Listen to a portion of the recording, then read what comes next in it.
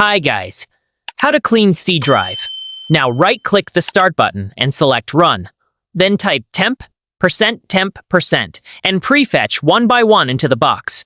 Each one opens a different temporary file folder.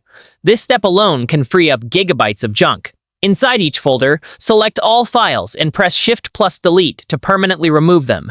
Don't just drag to the recycle bin. Then right-click your recycle bin on the desktop and select Empty Recycle Bin. This double action clears hidden storage blocks. Search for Uninstall in the Start menu and open Add or Remove Programs. Here is where most people keep apps they never use. Scroll through the list and click Uninstall on any software you haven't opened in months. Watch your storage jump. Open this PC, right-click your C drive and select Properties. Then go to the Tools tab and click Optimize. This defragments the drive and speeds up file access. Keep watching because the next step is even more powerful. Search for Disk Cleanup in the Start menu. Select the C drive, check all the boxes, and click Clean Up System Files for a deep scan.